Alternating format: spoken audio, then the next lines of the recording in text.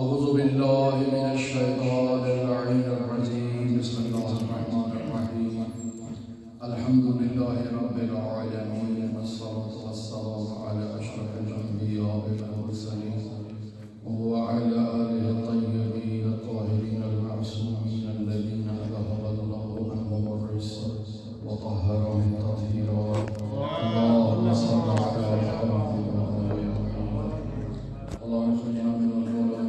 واكرمنا بنور الفهم اللهم افتح علينا أبواب رحمتك وانشر علينا خزائن علومك برحمتك يا أرحم الراحمين قال الله الحكيم في القرآن الكريم بسم الله الرحمن الرحيم والذين آمنوا أشد حبا لله اللهم صل على محمد اللہ سے محبت کے عنوان پر گفتگو آپ کے ساتھ ہماری جاری تھی اور ایک کافی تفصیلی موضوع ہے اللہ سے محبت کا، اور کوشش تھی کہ اس ماہ مبارک رمضان میں کافی حد تک ہم اسے آگے پہنچا سکیں، لیکن کامیاب نہیں ہو سکے۔ انشاءاللہ آج اس موضوع کا آخری درس ہے اور میں انشاءاللہ وقتاً فوقتاً جیسے ہی مجھے وقت ملے گا اسے کمپلیٹ کر کے اپلوڈ کروں گا۔ آپ مومنین جو دلچسپی رکھتے ہوں رجوع کر سکتے ہیں اس موضوع کی طرف۔ بیان ہو رہا تھا کہ اللہ سے محبت، وہ افراد جو ایمان لے کر آئے ہیں وہ اللہ سے ان کے دلوں میں محبت موجود ہوتی ہے اور شدید محبت ہوتی ہے۔ بیان ہوا کہ انسان کے دل میں دو متضاد محبتیں جمع نہیں ہو سکتی ہیں۔ ایک طرف انسان اللہ سے محبت کرے اور دوسری طرف انسان اللہ کے دشمنوں سے محبت کرے، شیطان سے محبت کرے۔ ایسا ممکن نہیں ہے، یا اس طرف یا اس طرف، دو چیزوں کو انسان ایک ظرف میں جمع نہیں کر سکتا۔ دو متضاد محبتوں کو انسان ایک ظرف میں، ایک دل میں جمع نہیں کر سکتا۔ اس کی عام فہم مثال اس انداز میں دی جائے کہ انسان ایک طرف سے حسین سے محبت کرے، دوسری طرف انسان یزید سے محبت کرے، ایسا ممکن نہیں ہے۔ انسان کے دل میں ایک ہی محبوب واقع ہو سکتا ہے، یا حسین ابن علی سے محبت کر لے یا یزید ابن معاویہ سے محبت کر لے۔ بس دو متضاد محبتیں انسان کے وجود میں جمع نہیں ہو سکتی۔ لہذا اگر انسان اپنے دل میں غیر کو اللہ پر ترجیح دے اور غیر کی محبت کو اپنے دل میں ڈال دے تو ایسا انسان صراط مستقیم سے دور ہے، ایسا انسان اللہ کی عبادت کی حقیقت سے دور ہے۔ یہ بظاہر نماز تو پڑھے گا، بظاہر روزہ تو رکھے گا، بظاہر عبادت تو کرے گا، لیکن روح عبادت اس کے وجود میں موجود نہیں ہوگی، کیوں؟ چونکہ غیر اللہ اس کے قلب میں موجود ہے۔ پھر یہاں سوال ہوتا ہے کہ ہمارے دلوں میں محبتیں تو موجود ہیں، ہم اپنے والدین سے محبت کرتے ہیں، اپنے عزیز و اقارب سے محبت کرتے ہیں، اپنی متعلقہ چیزوں سے محبت کرتے ہیں، اور دوسری طرف سے ہم اللہ سے بھی محبت کرتے ہیں، اہل بیت سے بھی محبت کرتے ہیں، تو پھر اس کا کیا کیا جائے گا؟ تو بیان ہوا کہ یہ محبتیں متضاد نہیں ہونی چاہیے۔ اگر انسان ان محبتوں میں آپس میں تضاد کا قائل ہو جائے، ایک ایسے نظریے کا عقیدتاً قائل ہو جائے کہ اللہ اور ہے، حسین اور ہے، تو یہ جو تضاد انسان نے ایجاد کیا کہ اللہ اور حسین میں تضاد پایا جاتا ہے، اللہ کی محبت اور ہے، علی کی محبت اور ہے، حسین کی محبت اور ہے، اور دونوں میں کوئی مناسبت موجود نہیں ہے، بلکہ دونوں آپس میں ایک دوسرے کے اپوزٹ آ کر کھڑی ہیں، تو ایسا انسان اللہ تک نہیں پہنچ سکتا۔ کیوں؟ چونکہ اس نے حسین کو اللہ تک پہنچنے کا ذریعہ قرار نہیں دیا۔ حضرات اہل بیت علیہ السلام انسان کو اللہ کی طرف رہنمائی کرتے ہیں اور اللہ تک پہنچاتے ہیں۔ جس انسان کے دامن میں اہل بیت کی محبت ہے وہ اللہ تک پہنچتا ہے، اور جس کے دامن میں اہل بیت کی محبت متضاد ہے، یعنی اللہ کے اپوزٹ آ کر کھڑی ہے، تو ایسا انسان چونکہ ایک جہت مخالف میں اس محبت کو لے آیا ہے، اس کا نظریہ نادرست ہے، اور اس نادرست نظریے کی بنیاد پر یہ اللہ تک نہیں پہنچ پائے گا۔ بس مشکل اس محبت میں نہیں ہے، مشکل اس کے نظریے میں ہے۔ اب جس نے انسان نے اللہ کی محبت کا ذائقہ چکھ لیا ہو، یہ ہر چیز کو اللہ تک پہنچنے کا ذریعہ قرار دیتا ہے۔ اس کی بیوی ہے، اس کے بچے ہیں، اس کی گاڑی ہے، اس کا کاروبار ہے، اس کی مسجد ہے، اس کا امام بارگاہ ہے، اس کی عزاداری ہے، جو کچھ بھی یہ کام کر رہا ہے اس ہر کام کو اللہ کے تقرب کا ذریعہ قرار دیتا ہے۔ جیسے آپ لوگ نماز پڑھتے ہیں کہ میں 2 رکعت نماز فجر پڑھتا ہوں قربتاً الی اللہ، ایسے ہی یہ انسان اپنے گھر کے کام کو انجام دیتا ہے قربتاً الی اللہ۔ میں گھر کا سودا صرف لینے کے لیے جا رہا ہوں قربتاً الی اللہ، میں اپنے آفس جا رہا ہوں قربتاً الی اللہ، بچوں کو اسکول چھوڑنے جا رہا ہوں قربتاً الی اللہ۔ ایسا انسان جو اپنی زندگی کا ہر کام اللہ کے تقرب کے لیے انجام دے، ایسا انسان جس کے دل میں اللہ کی محبت ہو، وہ یقیناً اللہ تک پہنچ جائے گا، کیونکہ یہ محبت اس کو اللہ ہی تک پہنچائے گی۔ لہذا حضرت عیسیٰ علیہ نبینا و علیہ السلام سے متعلق ایک روایت ہے، کتاب ہے ورام بن ابی فراس کی لکھی کتاب 605 ہجری قمری میں مجموعہ ورام جلد نمبر 1 ہے، صفحہ نمبر 148 پر یہ حدیث حضرت عیسیٰ سے نقل ہوئی ہے۔ نہایت ہی جلیل القدر شیعہ عالم ہے اور نہایت ہی بہترین کتاب ہے، جس میں اخلاقی موضوعات ہیں، جس میں خطابات ہیں، بہت اچھی یعنی نصیحتیں اس میں موجود ہیں۔ تو اس میں حضرت عیسیٰ کا یہ جملہ موجود ہے، بِحَقٍّ أَقُولُ لَكُمْ، یعنی میں آپ سے سچی اور کھری بات کرتا ہوں۔ اپنے حواریوں کو مخاطب قرار دے کر حضرت فرماتے ہیں کہ بالکل پیور، خالص، سچی اور کھری بات آپ کو بتا رہا ہوں۔ کما نظر المریض الی الطعام، کہ جیسے مریض کے سامنے جب آپ کھانا پیش کرتے ہیں اور وہ اس کھانے کی طرف نگاہ ڈالتا ہے، فلا یتلذ بہ، وہ اس کھانے میں لذت محسوس نہیں کرتا۔ کیوں؟ فرماتے ہیں من شدت الوجع، اس کو بہت ہی زیادہ تکلیف ہے، مریض ہے، بیمار ہے، اس کے منہ کا ذائقہ تبدیل ہو چکا ہے۔ جتنا لذیذ سے لذیذ کھانا آپ اس کے سامنے لے کر آئیں گے، اس کو اس کھانے میں لذت نہیں ہوگی، رغبت نہیں ہوگی، وہ اپنی بیماری کی وجہ سے اس کھانے میں رغبت کا اظہار نہیں کرے گا۔ یہ حضرت فرما رہے ہیں، کہتے ہیں کذالک صاحب الدنیا، اسی طرح سے دنیا دار انسان کی بھی یہی کیفیت ہوتی ہے۔ فلا یتلذذ بالعبادت، اسے عبادت میں لذت نہیں آئے گی۔ بس یہ فارمولہ ہے۔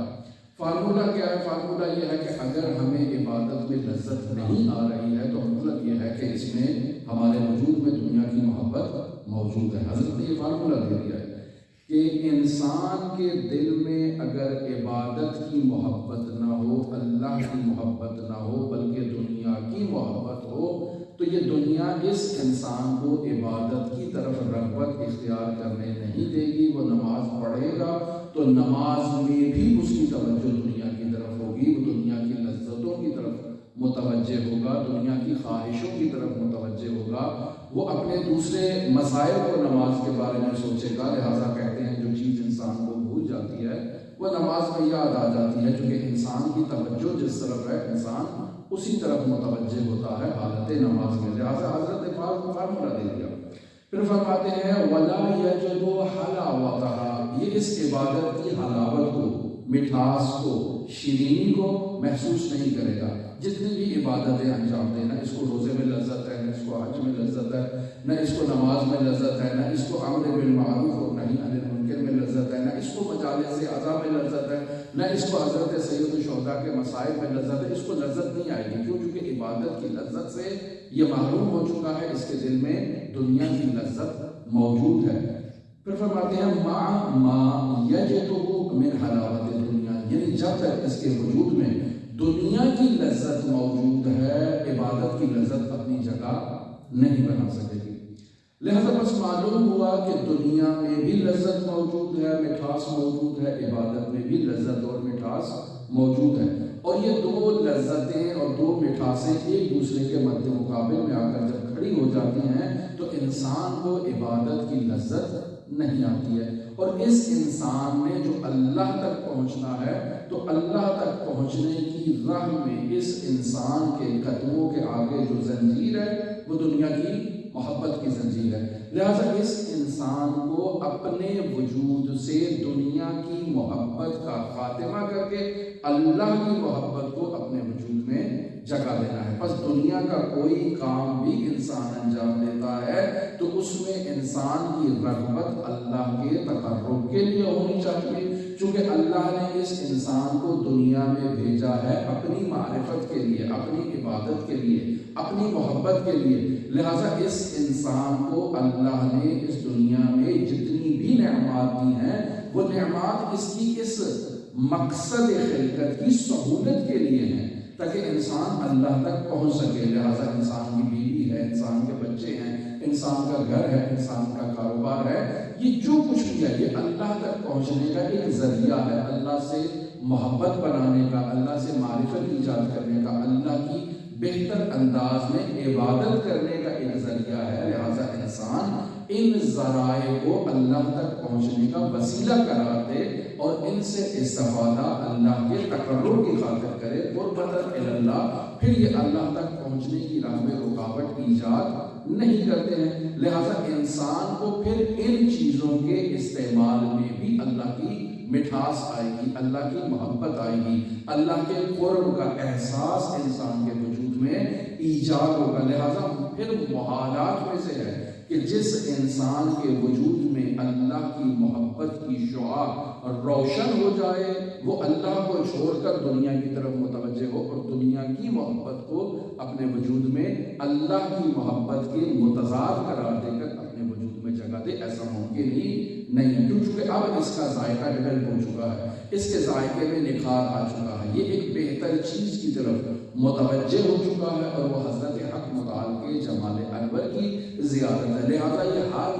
وقت، ہر لمحہ، ہر کام میں اللہ کی طرف متوجہ ہے، یہ توجہ خود ذکر ہے اور اس ذکر کو ذکر عملی کہا جاتا ہے، یعنی انسان زبان سے ذاکر نہیں ہے، ہاتھ سے تسبیحوں کو نہیں گھما رہا ہے، انسان اپنے تمام وجود سے اللہ کی طرف متوجہ ہے، انسان جو کام بھی کر رہا ہے اس کام میں اس کی توجہ اللہ کی خوشنودی ہے، لہٰذا وہ کام اس کا عبادت ہے۔ انسان اگر ریڑھی چلا رہا ہے تو یہ بھی اللہ کی عبادت کی طور پر چلا رہا ہے، انسان اگر اپنا کوئی بھی زندگی کا کام کرتا ہے تو وہ اللہ کی عبادت کے لیے درس پڑھتا ہے، مطالعہ کرتا ہے، تحقیق کرتا ہے، انسان کاروبار کرتا ہے، سب کام اللہ کی عبادت کے لیے ہیں اور سب کام انسان کے اللہ تک پہنچنے کا ذریعہ قرار پاتے ہیں۔ لہٰذا اس انسان کے وجود میں اللہ کی مٹھاس اور اللہ کی محبت کا ذائقہ آ چکا ہے، لہٰذا اب کوئی مٹھاس، کوئی ذائقہ اس ذائقے سے قابل قیاس اور مقایسہ نہیں ہے۔ لہٰذا کسی بھی ذائقے کو، کسی بھی طعام کو یہ انسان اس ذائقے اور طعام کے مقابلے میں لا کر کھڑا نہیں کرتا اور ہمیشہ اللہ کی طرف یہ انسان متوجہ ہوتا ہے۔ لہٰذا اوالی اللیالی کی جلد نمبر 4 ہے، صفحہ نمبر 119 پر یہ روایت نقل ہوئی ہے کہ الدنیا حرام علی اہل الاخرہ، کہ جو آخرت کی طرف متوجہ ہے، جس نے آخرت کا سفر طے کرنا ہے، جو اپنی عاقبت بخیری کا سفر کر رہا ہے، ایسے انسان پر دنیا حرام ہے۔ وہ دنیا کی محبت کو اپنے وجود میں نہیں لے کر آتا، کیوں؟ چونکہ یہ آخرت کی طرف متوجہ ہے، اپنی آخرت کو آباد کرنے کے لیے اس دنیا میں جو کام بھی کر رہا ہے وہ آخرت کو آباد کرنے کے لیے کر رہا ہے، بس متضاد نہیں ہے۔ الدنیا حرام علی اہل الاخرہ، جو آخرت والا ہے اس پر دنیا حرام ہے، ایک، والآخرۃ حرام علی اہل الدنیا، دوسری طرف سے وہ جو آخرت ہے وہ آخرت بھی اہل دنیا پر حرام ہے، یہ دو ہو گئی۔ اور تیسری وہما، یہ دنیا اور آخرت دونوں حرام ہیں، یعنی ہما معا حرامان علی اہل اللہ، کہ جس کے دل میں اللہ کی محبت ہے اس کے دل میں نہ تو دنیا کی کوئی جگہ ہے نہ ہی آخرت کی جگہ ہے، وہ اللہ سے کہتا ہے وجدتک اہلا للعبادہ فعبدتک، میں تجھے عبادت کے لائق جانتا ہوں بس تیری عبادت کرتا ہوں۔ اس کے وجود میں اللہ کی محبت ہے اور وہ ایک لمحہ کے لیے بھی اللہ کی محبت کے عوض کسی جنت کو، کسی حور کو، کسی غلمان کو، کسی نعمت کو، کسی شراب طہور کو اپنے وجود میں جگہ دینے کے لیے تیار نہیں ہے، کیونکہ اس کے وجود میں اللہ کی محبت ہے۔ وہ اپنی عبادات کا معاملہ ان نعمات جنتی سے نہیں کرتا، بلکہ اپنی عبادات کا، اپنی عزاداریوں کا معاملہ خود اللہ کی ذات سے کرتا ہے کہ اے میرے پروردگار، یہ جو میں نماز پڑھ رہا ہوں ہوں، اس نماز کے عوض مجھے صرف تیرا قرب چاہیے، مجھے کوئی جنت کے محل نہیں چاہیے، کوئی مجھے وہاں انعام و اکرام نہیں چاہیے، صرف تیرا تقرب چاہیے۔ اور اے میرے پروردگار، اگر تو تمام جنت کی نعمات لا کر میرے قدموں میں ڈال دے، لیکن مجھے تیرا فراق ہو تو میں تیرا فراق برداشت نہیں کر سکتا، میں تیری دوری برداشت نہیں کر سکتا، یہ نعمات میرے کس کام کی ہوں گی؟ اے میرے پروردگار، جب میں تجھ سے دور ہوں، جب میرا تجھ سے فاصلہ ہو، تو اے میرے پروردگار یہ نعمات میرے کسی کام کی نہیں ہے۔ لہٰذا اللہ کی محبت جو ہے وہ ایک محب کو اللہ کے غیر سے دور کر دیتی ہے، پھر غیر کی کوئی لذت اس انسان کے وجود میں موجود نہیں ہے۔ لہٰذا مرحوم کلینی رحمۃ اللہ علیہ کتاب شریف کافی ہے، جلد نمبر 2 ہے، اور صفحہ نمبر 130 پر حضرت صادق آل محمد علیہ السلام سے اس روایت کو نقل کرتے ہیں۔ اللہم صلی علی محمد و آل محمد وعجل۔ حضرت فرماتے ہیں اذا تخلی المؤمن من الدنیا، جب مومن کا وجود اللہ کے غیر سے خالی ہو جاتا ہے اور اس کے وجود میں غیر کی کوئی گنجائش نہیں ہوتی ہے، صرف اور صرف اللہ ہی اب اس کے وجود میں ہے، تو ایسا مومن جو ما سوی اللہ سے خالی ہو جاتا ہے، سما یہ عالی ہو جاتا ہے، یہ بلندیوں تک پہنچ جاتا ہے، یہ انسان کردار میں بلند ہو جاتا ہے، گفتار میں بلند ہو جاتا ہے، رفتار میں بلند ہو جاتا ہے، پھر اس انسان کے وجود میں بلندی ہی بلندی ہوتی ہے۔ وَوَجَدَ حَلَاوَةَ حُبِّ اللَّهِ، جب یہ غیر اس کے وجود سے نکل جاتا ہے تو اب اس کے وجود میں اللہ کی محبت کی مٹھاس آ جاتی ہے، پھر یہ اللہ کی محبت کی مٹھاس سے جو ہے وہ سرشار ہے، صرف اور صرف اللہ کی محبت ہی اس انسان کے وجود میں پھر موجود ہوتی ہے۔ اور پھر کیا حضرت فرماتے ہیں وَقَانَ عِنْدَ أَهْلِ الدُّنْيَا كَأَنَّهُ قَدْ خُولِدَ، یعنی یہ جو دنیا والے لوگ ہیں جب اس مومن کو دیکھتے ہیں تو وہ کہتے ہیں یہ انسان مخبوط الحواس ہو چکا ہے، یہ انسان نادان ہے، یہ انسان دیوانہ ہو چکا ہے، ہر وقت اس کے وجود میں اللہ کی محبت ہی کی شمع روشن ہے، اور یہ اللہ کے عوض کسی اور دنیاوی چیز کو لانے کے لیے تیار نہیں ہے۔ اگر ہم اس کو کہتے ہیں کہ فلاں جگہ میوزک کی پارٹی ہے، چلتے ہیں، تو کہتا ہے کہ نہیں، میرے دل میں اللہ کی شمع روشن ہے، میں گناہ کی محفل میں نہیں جاؤں گا۔ اس کو اگر ہم کہتے ہیں کہ فلاں جگہ دعوت ہے، وہاں گپیاں ماریں گے، کھیلیں گے آپس میں، جو ہے وہ لغویات کریں گے، لہو و لعب کریں گے، یہ کہتا ہے نہیں، میں ایسی محفلوں سے دور ہوں، چونکہ اس کے وجود میں اللہ کی محبت کا چراغ روشن ہے، لہٰذا غیر سے دوری کرتا ہے۔ لہٰذا فرماتے ہیں وَقَانَ عِنْدَ أَهْلِ الدُّنْيَا، اہل دنیا کے نزدیک یہ انسان ایسا ہوگا كَأَنَّهُ قَدْ خُولِدَ، جیسے اس کے حواس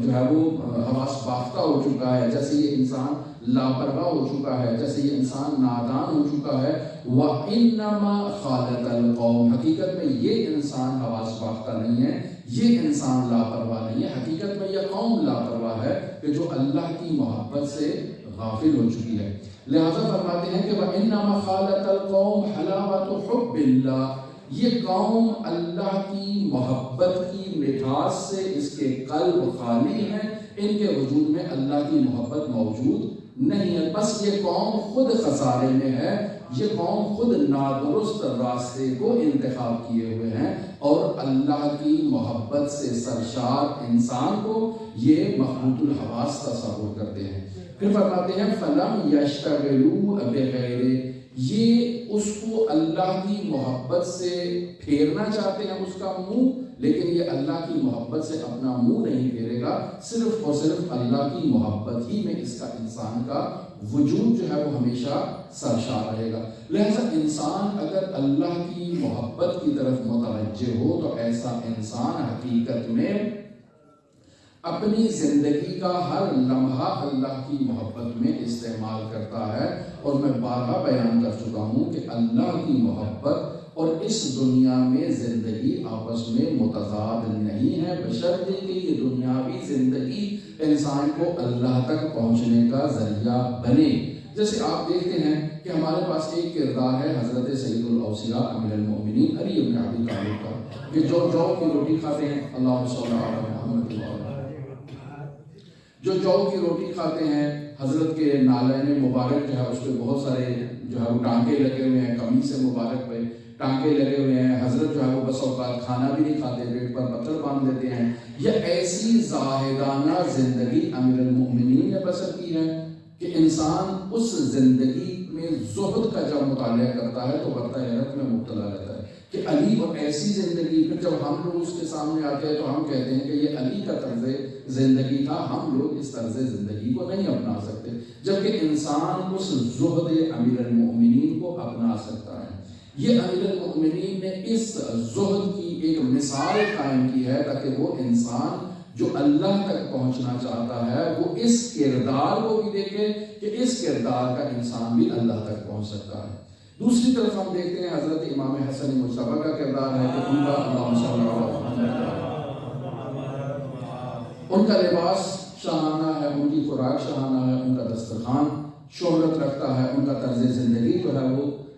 بہترین طرز زندگی ہے. لیکن یہ طرز زندگی بھی انسان کی تعلیم کے لیے ہے کہ ایھا الانسان، اگر انسان کے پاس دنیا کی نعمات موجود ہوں تو ان نعمات کے ہوتے ہوئے بھی انسان اللہ سے اپنا رابطہ تسلسل کے ساتھ برقرار رکھ سکتا ہے. ایک لمحے کے لیے بھی اپنے رابطے کو اللہ سے منقطع نہیں ہونے دے سکتا. یعنی یہ دنیا اگر انسان کا اللہ تک پہنچنے کا راستہ ہے تو پھر انسان اس دنیا کی نعمات و لذات کو بھی استعمال کر سکتا ہے، اور ان نعمات و لذات کے ہوتے ہوئے بھی انسان اللہ کا مقرب انسان بن سکتا ہے اور اللہ کی بارگاہ میں پہنچ سکتا ہے. بس یہ دو طرز زندگی ہماری تعلیم کے لیے ہیں. اور پھر انسان حضرت سید الشہداء کے طرز زندگی کو دیکھیں کہ اپنا سب کچھ قربان کر دیا اللہ کی بارگاہ میں، سب کچھ جو کچھ بھی تھا. یعنی حسین ابن علی نے اپنے اصغر سے اکبر تک سب قربان کر دیا. اور کس چیز کو قربان کیا؟ جس سے حسین ابن علی کو محبت تھی.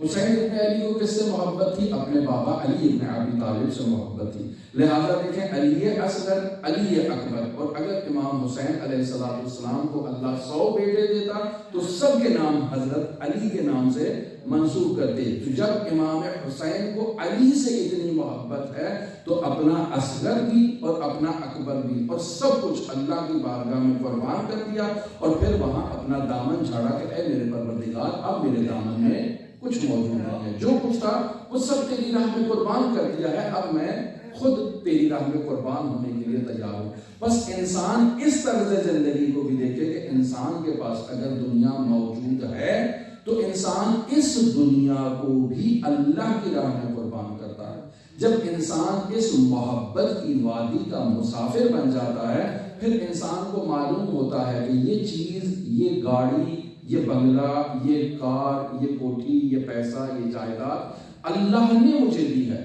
لہٰذا اسے اس راستے پر استعمال کرنا ہے جو اللہ تک پہنچنے کا راستہ ہے، وہ راستہ جس میں اللہ کی رضامندی ہے، جس میں اللہ کی خوشنودی ہے. لہٰذا انسان اس دنیا کا استعمال اللہ تک پہنچنے کے لیے کرتا ہے، اللہ کے تقرب کے لیے کرتا ہے، اللہ کی محبت کے لیے کرتا ہے. خوب، اب یہاں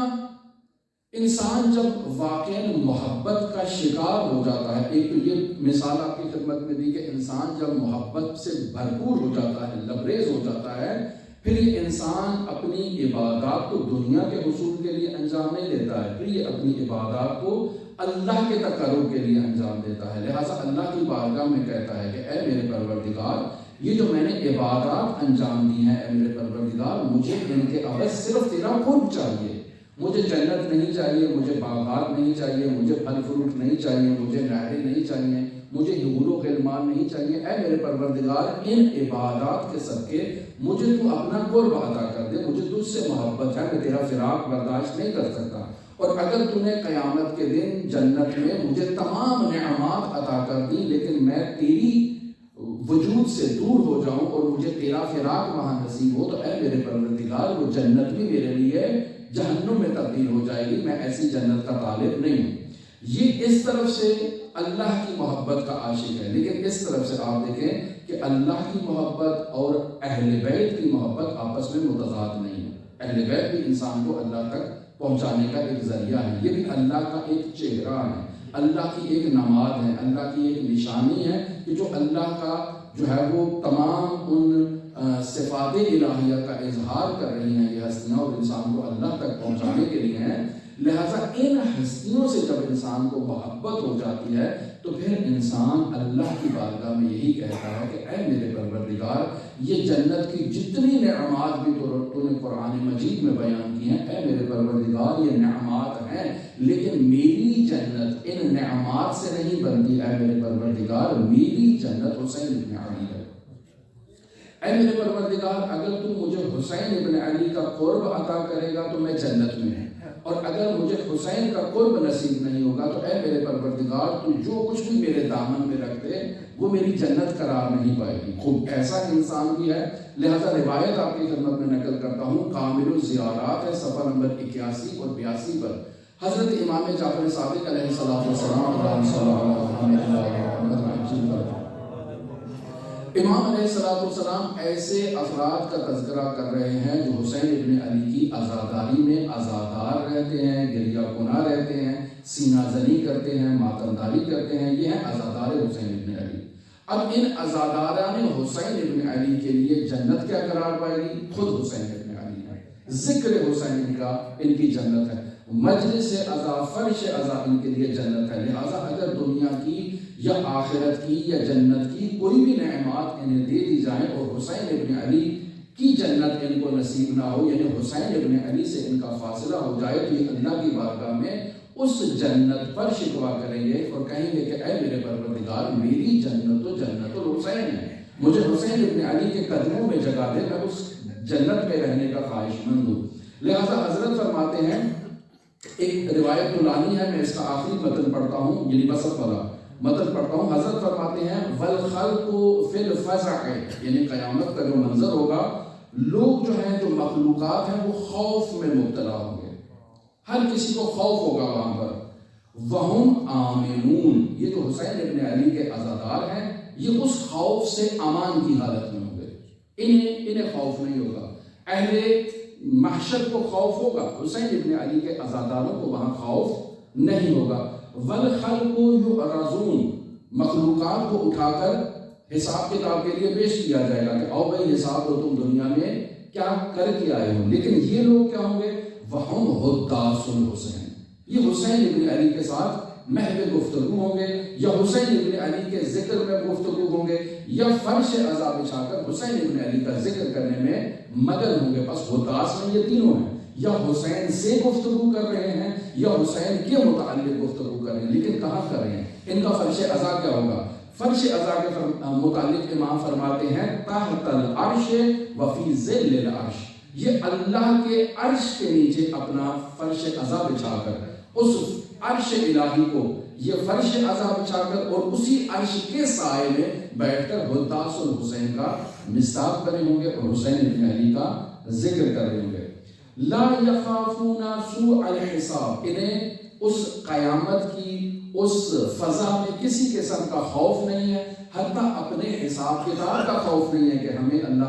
اللہ کی بارگاہ میں جا کر اپنے اعمال کا ہمیں حساب دینا ہے، انہیں کوئی خوف نہیں ہے، کیوں؟ چونکہ یہ ایک عشق میں مبتلا ہے اور حسین ابن علی کے عشق میں محو گفتگو ہیں۔ خوب یقال لهم ادخلوا الجنہ، ان لوگوں کو کہا جائے گا کہ بھی اٹھو، اس فرش عزا سے اٹھو، آؤ جنت میں چلے جاؤ، آؤ جنت میں چلے جاؤ۔ تو یہ کیا کہیں گے؟ فیعبون، یہ کیا کریں گے؟ یہ امتناع کریں گے، یعنی دل میں ان کے دلچسپی نہیں ہوگی اس طرف جانے کے لیے۔ وَيَخْتَارُونَ مَجْلِسَهُ وَحَدِيثَهُ، یہ اس جنت میں جانے کا تو انکار کریں گے لیکن اس مجلس میں بیٹھنے میں اپنی رغبت کا اظہار کریں گے،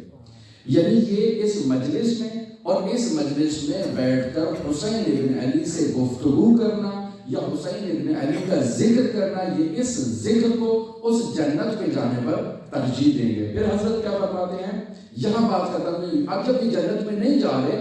تو پھر جنت کی نعمات مشتاق ہیں، یہ بندہ اٹھ کے آئے ہمارے پاس، کیوں نہیں آ رہا ہے؟ لہذا فرماتے ہیں وَإِنَّ الْحُورَ لَتُرْسِلُ إِلَيْهِمْ، یہ اللہ کی جتنی نعمات ہیں جنت میں، یہ حور بالآخر اس کا ایک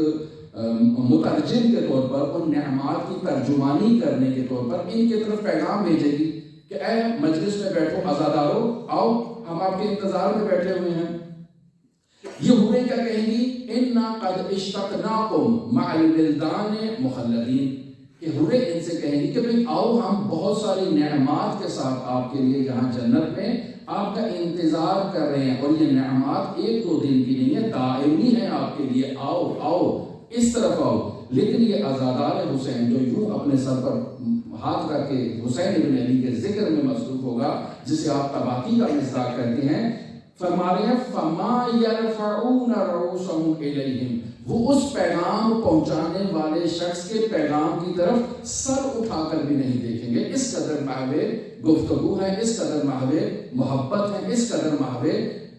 جو ہے وہ ذکر حسین ابن علی ہیں۔ لما یرون، کیوں نہیں دیکھیں گے؟ کہتے ہیں لما یرون فی مجلسہم من السرور والکرامہ، کہ حسین ابن علی کے اس ذکر میں، اس مجلس میں جو ان کو لذت آ رہی ہے، جو ان کو کرامت وہاں نصیب ہو رہی ہے، یہ اس سے بڑی اور کسی چیز کو کرامت محسوس ہی نہیں کرتے، ان کے لیے وہی جنت ہے۔ بس اب ایسے افراد کو جو محبان حسین ابن علی ہیں، ان کو وہاں سے زبردستی اٹھا کر کسی حور و غلمان کے یا کسی باغ و بہشت میں ڈال دیا جائے تو یہ اس لذت کو اس لذت کے برابر عوض کرنے کے لیے تیار نہیں ہے۔ بس معلوم ہوا کہ جس انسان کے وجود میں ایک اعلیٰ محبت موجود ہو، وہ ادنا محبت کے اوپر اس اعلیٰ محبت کو فدا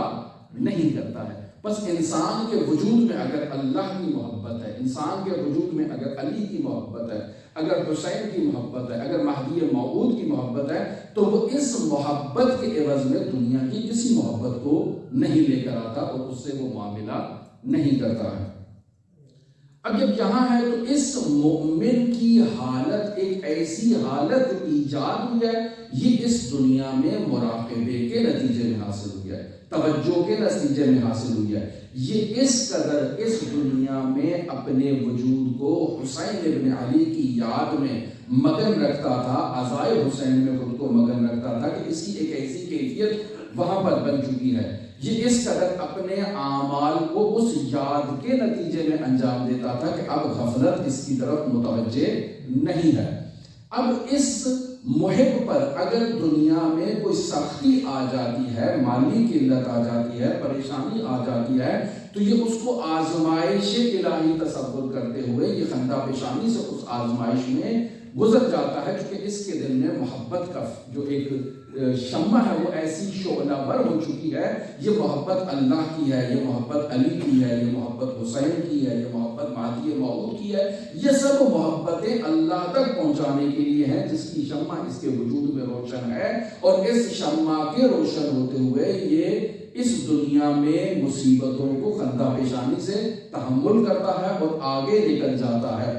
اب اس انسان کے وجود میں یہ جو محبت کی شمع روشن ہے، اس شمع روشن ہونے کے نتیجے میں انسان کے وجود میں ایک ایسی آگ